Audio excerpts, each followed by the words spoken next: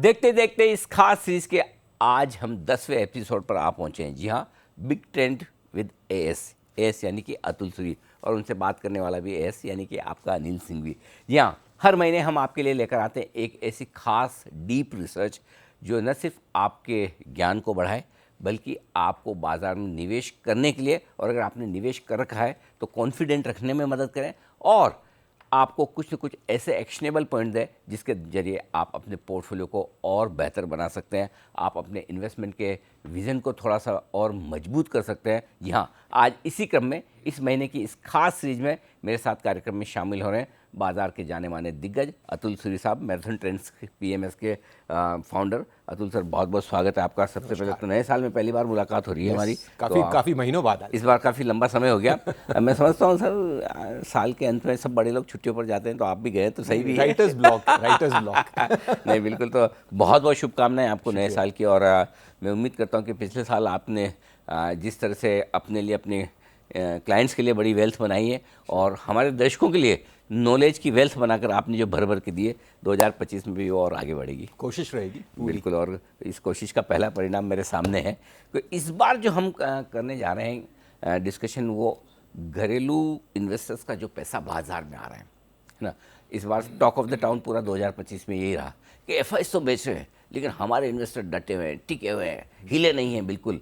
लेकिन कब तक और कितना पैसा, कब तक आएगा, कितना आएगा, कब रुक सकता है, रिस्क क्या है, ये सारे सवाल अगर आपके मन में हैं तो आज की रिसर्च इसी पर है।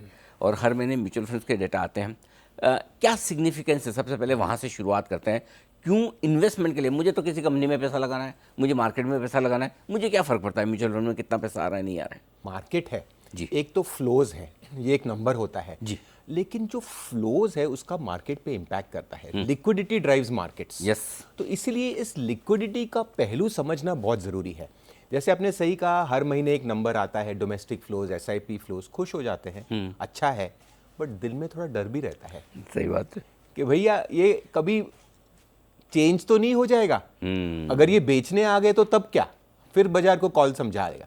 दूसरी बात है कि जो डालते हैं उनको लगता है कि हम उल्लू तो नहीं बन रहे। एफआई को स्मार्ट मनी गिना जाता है, एफआई बेच रहा है, हम ले रहे हैं, ऐसा ना हो कि गलत चीज अपने घर आ रही है। तो ये जो सब चीजें हैं, हर महीने ये जो डर और शक रहता है, आज उस कोशिश है कि इसको समझने की कि भैया ये कितना बड़ा अपॉर्चुनिटी है, कैसे होगा, और ग्लोबली ऐसा नहीं है कि सिर्फ हिंदुस्तान में हो रहा है, ये ग्लोबली हो चुका है, उनसे हम क्या सीख पाएं और उसको हम कैसे अपने इन्वेस्टमेंट स्ट्रैटेजी में यूज करें। क्योंकि एज ए इन्वेस्टर, जैसा आपका प्रश्न था कि अगर हम समझें कि ये फ्लोज कितने बड़े हैं और किस स्टाइल में आएंगे, तो मैं अपनी इन्वेस्टमेंट फिलॉसफी, थीसिस और स्टाइल उसके अकॉर्डिंगली बना सकता और बिल्कुल। और तब ऐसा भी हो सकता है ना कि भाई एफआईज के बेचने से जो डर लगता है, उस डर के बजाय मैं कॉन्फिडेंट हो जाऊँ, मैं सोचूं अच्छा बेचने आए हैं, गिरेगा, बस तभी मेरा पैसा लगाने का सही समय है। वो थॉट प्रोसेस बदल जाती है। डर से मैं मौके पे आ जाता हूँ, मुझे काम मौका मिलेगा। आइए अब इस मौके पर मैं थोड़ा सा आपको पीछे ले जाना चाहता हूँ, चूँकि आपने अपने रिसर्च में कुछ सालों का एक समय का वो आपने पीरियड लिया है। तो सबसे पहले समझाएं, जो जहाँ से आपने शुरुआत की, मेरे ख्याल से 2007 से, राइट? तो वो पहला पीरियड कौन सा है जिसकी आपने तो 2007 से अनिल अच्छा डेटा अवेलेबल है, इसलिए हमने 2007 से किया। डेटा जरूरी है, इंपॉर्टेंट। उससे अगर हम एक 9 साल का टाइम लेते हैं, और मैंने 9 साल क्यों लिया वो आप समझ जाएंगे। 2000 समझिए 2007 से 2015 तक 9 इयर्स का फेज है। Okay, correct. ये अगर आप फेज पे देखें, तो अगर आप स्क्रीन देखेंगे तो आप देखेंगे कि जो डीआईआई फ्लोज, पहले मैं समझा दूं, डीआईआई फ्लोज मतलब domestic flows in mutual funds. ठीक बात। डायरेक्ट इक्विटी कोई नंबर हम नहीं कर सकते, ऑप्शन में लोग कितना करते हैं अपने को कोई समझ नहीं है। ठीक बात है। बट जो डोमेस्टिक म्यूचुअल फंड में जो पैसा लगा रहे हैं, बिल्कुल, वो एम्फी का बहुत अच्छा डेटा आता है, तो हम वो डेटा यूज कर रहे हैं, दैट इज क्रेडिबल। करेक्ट। तो आप देखेंगे कि भाई इसमें ऐसा है कि कई साल पॉजिटिव आता है, कई साल नेगेटिव आता है। ऐसा नहीं है कि उन 9 सालों में एक कंसिस्टेंसी रही। और सो ज्यादा इंटरेस्टिंग बात है कि अगर आप सेकंड कॉलम में देखें, जहां लिखा है क्यूमुलेटिव डोमेस्टिक फ्लोज, अब देखेंगे अगर आप इसका समेशन करें, 9 साल बाद ओनली 19,000 करोड़ का था टोटल। तो यानी क्या है कि सब साल को मिला के, सब साल को 9 साल में खाली 19,000 करोड़। 19। अच्छा, हाँ, तो आजकल ये मंथली रन रेट है। हाँ 26,000 करोड़ की SIP आ रही है अपनी, खाली SIP आ रही है। तो ये 9 साल में मात्र इतना पैसा आया था। सो आप देखेंगे कि जो डोमेस्टिक इन्वेस्टर का इंडियन मार्केट पे कॉन्फिडेंस था वो कितना कम था।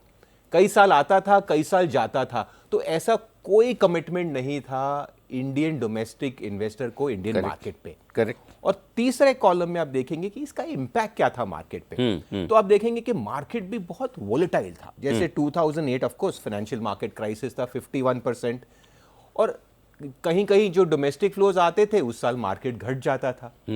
और ये जो कॉलम था रिटर्न्स का, ये लिंक्ड था FIIs के कारण। वो आपको डेटा नहीं देना चाहता, बहुत कंफ्यूज हो जाओगे, बट अल्टीमेटली ये जो कॉलम था निफ्टी रिटर्न्स, इसका कंट्रोल किसके पास था? FIIs के पास था। तो इंडियन इन्वेस्टर भी कोई हैसियत नहीं थी।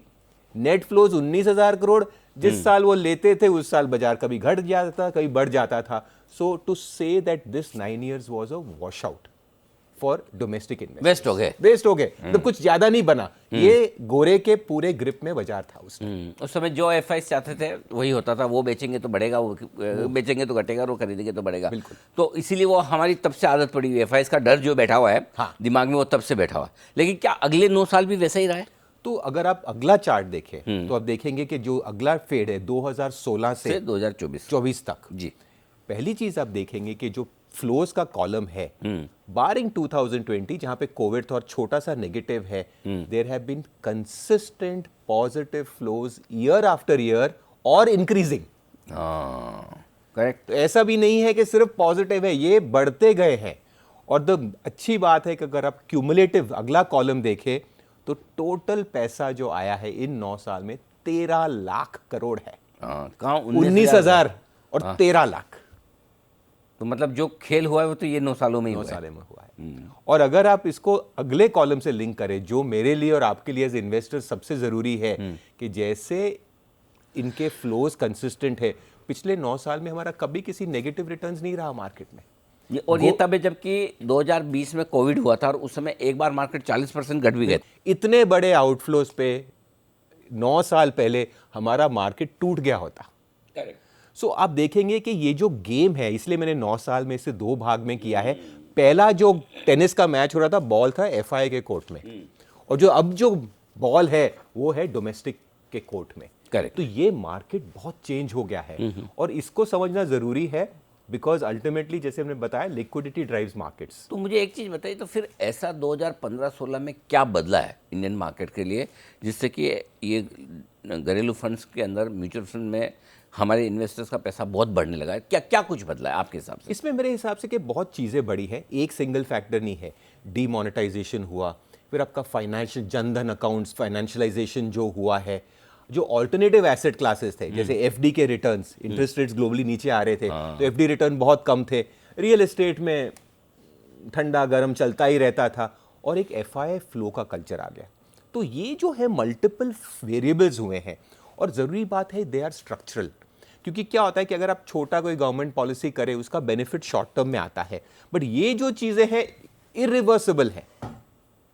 फाइनेंशियलाइजेशन है, डिजिटाइजेशन है, इसका इम्पैक्ट। एक मिनट इसको वापस से आप समझाइए, क्योंकि ये बहुत इंपॉर्टेंट चीज़ बोली है, एक शॉर्ट टर्म और एक लॉन्ग टर्म इम्पैक्ट वाली, जरा ये समझाइए। देखिए, बहुत बार मार्केट बढ़ जाता है या इतना चेंज हो जाता है, गवर्नमेंट ने समझो टैक्स घटा दिया किसी चीज़ में भी, STT कम कर दिया, कुछ भी हुआ, उसका एक शॉर्ट टर्म इम्पैक्ट आता है बाजार पे, बट उसका एक शेल्फ लाइफ है। थोड़े देर बाद वो इसकी इंपॉर्टेंस वो अब्जॉर्ब हो जाता है सिस्टम में, लोग उसको यूज टू हो जाते हैं। करेक्ट। बट जब स्ट्रक्चरल चेंजेस होते हैं, जैसे ये डिजिटल जो है पूरा फ्लो, SIP का, ऑनलाइन ब्रोकिंग, ये जो चीजें हैं ये लाइफ लॉन्ग हैं, इनकी बेनिफिट्स लाइफ लॉन्ग हैं। तो जो चेंजेस हुए हैं वो एक कॉस्मेटिक चेंजेस नहीं थे, वो स्ट्रक्चरल चेंजेस थे।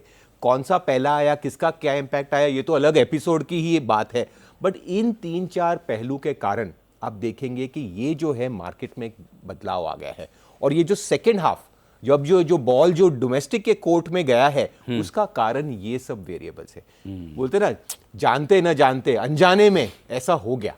अब तो हम हिस्ट्री को बैठ के उसके बारे में बात करते हैं, बट उस समय तो काफी गाली दे रहे थे जब ये सब चीजें, बहुत तकलीफ हो रही थी। हाँ, कि नोट बदलाना, ये वो झंझट, डिजिटाइजेशन हुआ, डिजिटाइजेशन हो गई, KYC करो, ये करो, वो करो। हाँ, मतलब और लोगों को डर ये कि हर चीज़ में ट्रांसपेरेंसी आ जाएगी तो कैसे करेंगे, क्या करेंगे, लेकिन अब उसका फ़ायदा मिल रहा है। जीएसटी है, ये सब है। तो इन सब फैक्टर्स के कारण क्या होता है कि जो डोमेस्टिक इन्वेस्टर का बिहेवियर चेंज हो गया है, इसीलिए जो स्टोरी पिछले 9 साल की है वो बहुत अलग है।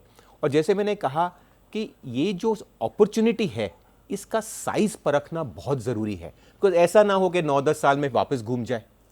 क्वेश्चन इज कि ये साइज क्या है, क्या स्ट्रक्चरल स्टोरी है, बिकॉज अगर हम स्ट्रक्चरली स्टोरी को समझे तो फिर हम उससे अपना मार्केट का जो बिहेवियर है वो भी समझे, इस हिसाब से हम अपनी इन्वेस्टमेंट स्ट्रेटेजी बना सकते हैं। तो एक तो ये बताएं कि म्यूचुअल फंड जो मंथली फ्लोज आ रहे हैं इसका क्या ट्रेंड है, और दूसरा एक फिर ये फ्लोज कितने बड़े हो सकते हैं, दोनों चीज़ में जाना चाहो। अभी तक का ट्रेंड बताएं पहले, ताकि फिर अंदाजा लगा सके कि आगे कितने बड़े हो सकते हैं। तो अगर आप पिछले 4 साल देखिए, 12 4 48, 48 में से 46 months non stop SIP flows बढ़ते गए हैं। अच्छा, 46 महीने से लगातार पॉजिटिव। पॉजिटिव। और जरूरी बात यह है अनिल कि पिछले 6 महीने अच्छे नहीं रहे मार्केट के लिए, फ्लैट टू स्लाइटली नेगेटिव ही रहा है लोगों का पोर्टफोलियो। करेक्ट। उनमें वी आर सीइंग रिकॉर्ड ऐसे। पहले क्या था, डर था कि बाजार घटता है, डोमेस्टिक इन्वेस्टर भागता है, एसआईपीज कट बंद हो जाती हैं, बल्कि अब ये होना बदल गया है और ये हमारे पिछले 6 महीने दिखा रहे डेटा दिखा रहा है। तो ये जो ट्रेंड है इसका कारण सिर्फ एक रिटर्न्स नहीं है, कुछ स्ट्रक्चरली बदल गया है। मैंने फैक्टर्स बताए, बट ये जो स्ट्रक्चरली बदल गया है और क्या साइज ऑफ अपॉर्चुनिटी है उसके लिए जो है इस रिसर्च का क्रक्स है। तो हमने देखा कि अगर आपको समझना है कि डोमेस्टिक फ्लोज कितने हैं, कहाँ तक जा सकते हैं, एक बहुत सिंपल रिसर्च रेशो है, उसको कहते हैं AUM to GDP। AUM asset under management, management जो to भी म्यूचुअल फंड के पास टोटल पैसा है और उसको GDP GDP के साथ मिलाकर देखें। ये दोनों के बहुत अच्छे नंबर है। GDP नंबर गवर्नमेंट देती है, एसेट्स अंडर मैनेजमेंट एमफी से आते मिल हैं। जाता है। अगर आप इन दोनों को डिवाइड करें तो आप समझ जाते हो कि जो GDP का साइज है उसमें कितना पैसा म्यूचुअल फंड्स के थ्रू आ रहा है। ये दिखाता है कि फाइनेंशियल पेनिट्रेशन कितना है ऑफ GDP होना जरूरी है, बट उसका पेनिट्रेशन कितना है। तो उस रेशो को हमने समझा और देखा कि ग्लोबली कैसे पैन आउट हो रहा है। अच्छा। और इंडिया वहां पे कहां है और इसकी अपॉर्चुनिटी कहां है। ओके, तो जरा इसको समझाएं कि भाई एक तो ये कि भाई आपका टोटल एसेट अंडर मैनेजमेंट कितना है हिंदुस्तान में म्यूचुअल फंड्स में, करेक्ट, और सामने GDP के सामने वो किस तरह से, करेक्ट, और उसको हमें कंपेयर करना है दुनिया भर में जो बड़े देश हैं, हाँ, जहाँ इक्विटी कल्चर बहुत अच्छा है, करेक्ट, वहाँ लोग इक्विटी में रेगुलरली पैसा लगा, उनके साथ हमें कंपेयर करना। करेक्ट, जरा समझाइए इसको। तो आप देखेंगे कि ये नंबर जैसे मैंने कहा एक बहुत अच्छा नंबर है, बहुत अच्छा डेटा पे बैक्ड है। तो अब पहली चीज देखिए, हिंदुस्तान जो GDP साइज है, अब ये छोटा सा थर्ड वर्ल्ड कहीं पे लिस्ट में पीछे पहुंची हुई कंट्री नहीं है। ये इसने यूके, इसको यूके को क्रॉस किया है, अब जर्मनी जापान को करेगा, तो बस 1-2 साल की बात है। So we are going to be in the top 3। तो हमें समझना जरूरी है कि ये जो कंट्रीज हैं, ठीक है, उनकी कहानी थोड़ी अलग है, बट जब हम उस GDP साइज पे पहुंचे तो हमें कितना बड़ा ये स्टोरी हो सकता है। सो अगर आप ये AUM टू GDP का चार्ट देखेंगे, आप देखेंगे एक्सट्रीम लेफ्ट पे US है, वो बाप है, 65% ऑफ ग्लोबल मार्केट कैप है, बराबर है। बट आप देखेंगे कि उसके बाद कंट्रीज लाइक ब्राजील है, वहां भी बहुत एलोकेशंस है। और ये जो यूरोपियन कंट्रीज की मैं बात कर रहा हूं, UK, Germany, another country Japan, ये सब 50-50, 60-60% AUM टू GDP लेके बैठे हैं। करेक्ट। इनफैक्ट जो ग्लोबल एवरेज है दैट इज एट 65%। ये मतलब AUM जो है वो GDP का 65% है। हाँ, ओके, हाँ, तो ये एक ग्लोबल एवरेज 65% है, ठीक है। हिंदुस्तान कहां पे है आज? कितना? 17 दैट्स इट। मतलब हम 20% भी एवरेज के नहीं है, बिल्कुल। और जबकि हम तो टॉप 5 इकोनॉमी में। और पिछले ये 9 साल की तेजी के बावजूद, इतने फ्लोज के बावजूद भी आज हम 17% पे ही AUM GDP बैठे हैं। ग्लोबल एवरेज 65 है। जो कंट्रीज को हम क्रॉस करने वाले हैं वो तो ऑलरेडी 50-60 पे बैठे हैं। हाँ। तो मैं ये आपको शेयर करना चाहता हूं कि मैं अगले महीने की बात नहीं कर रहा हूं, अगले साल की बात नहीं कर रहा हूं, बट ये जो ट्रेंड है ये बहुत बड़ा ट्रेंड है, बहुत बड़ी अपॉर्चुनिटी है इन्वेस्टर्स के लिए। तो इसका मतलब ये कि ग्लोबल एवरेज 65% है और हम दुनिया की 5वीं सबसे बड़ी इकोनॉमी है, राइट। तो हमें एवरेज पे तो होना ही चाहिए मिनिमम। राइट, मिनिमम इवेंचुअली होना तो चाहिए। एवरेज तो तब बनती होगी, कुछ बहुत ऊपर भी होंगे, कुछ नीचे भी होंगे, तब एवरेज आती है। तो अगर इस साइज़ की इकोनॉमी इस रफ्तार से बढ़ रही तो क्या हमें एवरेज के ऊपर नहीं होना चाहिए? मैं तो कहता हूं अगर आप आउटलायर यूएस भी निकाल दीजिए, हाँ हाँ, और ठीक फिर है। भी एवरेज घट जाएगी, नो डाउट, हाँ। फिर भी इस देश के लिए बहुत बड़ा रनवे है for investors of flows to come. तो आप ये कह रहे हैं अतुल जी कि जो लोग ये सोचते हैं कि रिटेल का यूफोरिया है, इतना रिटेल आ गया, ये जब आ जाते हैं ये टॉप बनाते हैं, पागल हैं, ऐसा है वैसा है, अभी तो कुछ नहीं हुआ ऐसा। ये एक हर कंट्री का एक एवोल्यूशन फेज होता है।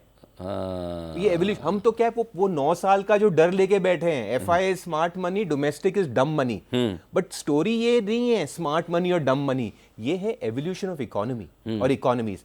आप यूएस का अगर मार्केट देखेंगे बिटवीन 1980 और 2000 सबसे सुंदर बुल मार्केट रहा है। डाउ वाज सब 1000 और 10,000 हो गया था। हाँ, 1000 से नीचे 10,000 पहुंच गया। और 20 साल। उसका कारण था उन वहां भी जो फ्लोज थे डोमेस्टिक, 401k उसका कारण था। हम उसको एसआईपी फ्लोज, एक इंडिया में उसकी अलग एक पहचान है। बट द ब्यूटी इज अगर आप उसका जाके देखें प्राइस परफॉर्मेंस, देखिए ऊपर नीचे होगा, नेगेटिव ईयर्स होंगे, नेगेटिव मंथ्स, उसकी हम बात नहीं कर रहे हैं, फ्लोज भी नेगेटिव होंगे। बट अगर आप इसको डिकेडल मूव देखें तो आप देखेंगे कि बॉस ये देश में ये एक बहुत बड़ा शिफ्ट हो रहा है। और ये शिफ्ट अगर हुआ तो हम एज इन्वेस्टर्स के लिए बहुत बड़ा अलग एनवायरनमेंट होगा, नई रियलिटी होगी, और हमें एक नए टेक्निक्स और स्टाइल्स इन्वेस्ट करने तो पड़ेंगे। ये पिछले 3-4 साल में ये आप डेटा देख रहे हैं ऐसा कि हमारे यहाँ ग्रोथ रेट बढ़ी हो, ऐसा कुछ दिख रहा है आपको? बिल्कुल। अगर आप अगले स्लाइड पे जाएं तो आप देखेंगे कि हमने 3 कंट्रीज ली है। एक है यूएस, ऑब्वियसली जो बोलते हैं कि it's the leader in the world. दूसरा जर्मनी लिया है। जर्मनी इसलिए लिया है क्योंकि एज अ जीडीपी साइज हम इसे क्रॉस करने वाले हैं बहुत जल्द। अच्छा, और जर्मनी इसलिए लिया है। और दूसरी बात क्या है कि वो एक अच्छा रिप्रेजेंटेशन है यूरोप का, बिकॉज यूएस के बाद सबसे बड़ी ज्योग्राफी है यूरोप। यूरोप में मल्टीपल हैं, but I think Germany as a stock market is the best to study in relation to India. तो आप देखेंगे कि ये भी मार्केट्स जो हैं, ऐसा नहीं है एयूएम टू जीडीपी इंडिया में ही बढ़ रहा है, आप देखेंगे यूएस में भी ये बढ़ रहा है, जर्मनी में भी बढ़ा है, और इंडिया में भी बढ़ रहा है। बिकॉज हमारा बेस छोटा है, हमारा रेट ऑफ ग्रोथ। मैं वही सोच रहा था, मैंने कहा हमारा 277% दिख रहा है, अमेरिका का 75 है और जर्मनी का 64 है। लो बेस इफेक्ट है। लो बेस। और इसीलिए जो है आपको जो यूफोरिया दिख रहा है ये है क्योंकि हम लो बेस है, हम सिर्फ 17% ऑफ एयूएम टू जीडीपी हैं, और दूसरी कंट्रीज ये 60-70% तक है। तो आप सोचिए कि मैं ये कहना चाहता हूं कि भाई ये जो स्टोरी है बहुत बड़ी है, ये बहुत बड़ी है। ये सिर्फ हर महीने आप डर जाओगे ऐसा नहीं है, this is going to surprise you.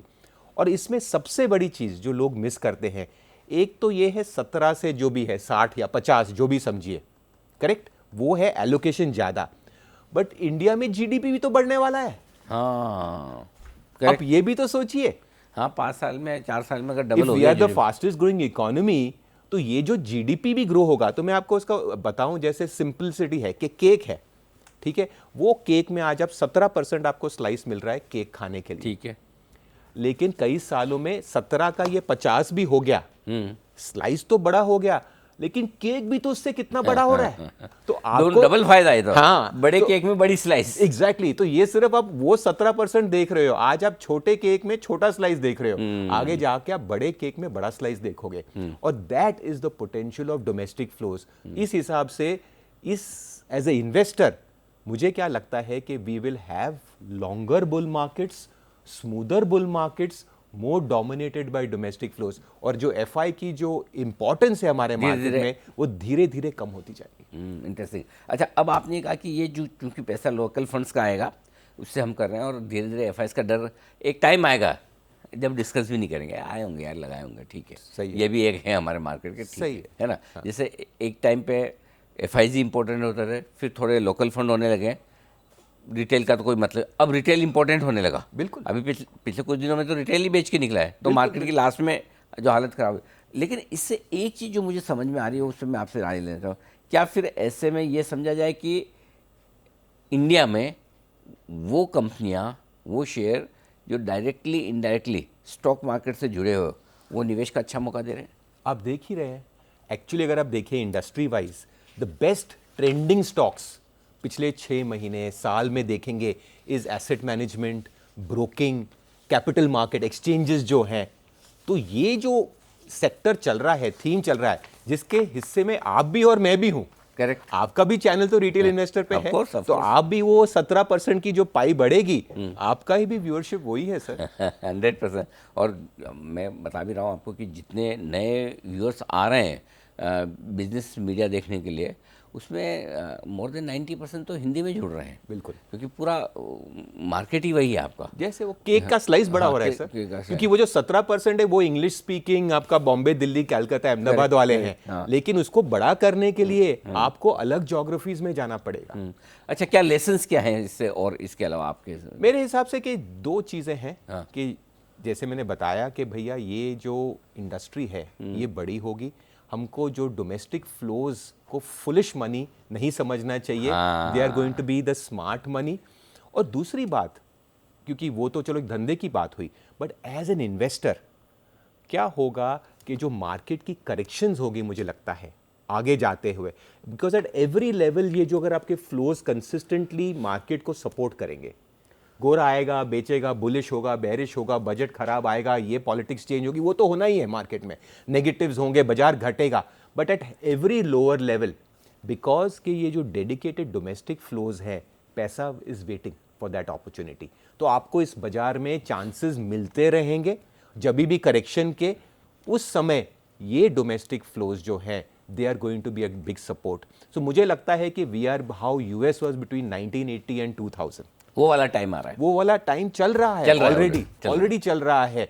ये बात है कि हम अभी भी ना माइंडसेट धीरे धीरे हो जाएगी सर, बिल्कुल। आज आपने इतने डेटा से कॉन्फिडेंस दिया है, मैं तो हमेशा हमारे रिटेल इन्वेस्टर्स को कहते आया हूँ कि तीसरी महाशक्ति है। अब तीसरी से पहली महाशक्ति की तरफ हम बढ़ रहे हैं, जब हमारे रिटेल इन्वेस्टर्स डायरेक्टली या इनडायरेक्टली थ्रू म्यूचुअल फंड्स और इनडायरेक्टली एएफ, पीएमएस वगैरह वगैरह, इन सबसे मिलकर जो फ्लोज ला रहे हैं, वो बाजार को आगे दिशा घटते बाजार में अब जब एसआईपी फ्लोज कंसिस्टेंट रहता ये है, सबसे बड़ी चीज, ये बहुत बड़ी चीज है। ये बहुत बड़ी इन्वेस्टर समझ गया है कि अगर स्टोरी बड़ी है, panic is a good time to buy. absolutely. कहाँ रुके वो पता नहीं, उसकी कोई गारंटी नहीं है, नेगेटिव्स भी होंगे, फ्लोज नेगेटिव भी होंगे, बट द बिगर स्टोरी जो है, ये तो बहुत बड़ी अपॉर्चुनिटी है। बिल्कुल। तो अतुल सर, आपको यही समझाने कि हिंदुस्तान की स्टोरी बहुत बड़ी है, हिंदुस्तान के म्यूचुअल फंड्स का कॉन्फिडेंस बहुत बड़ा है, और धीमे धीमे जैसे जैसे इकोनॉमी बढ़ेगी, जीडीपी बढ़ेगी, वैसे वैसे आप ये एयूएम यानी कि म्यूचुअल फंड के पास जो एसेट्स हैं, आपका हमारा जो पैसा है,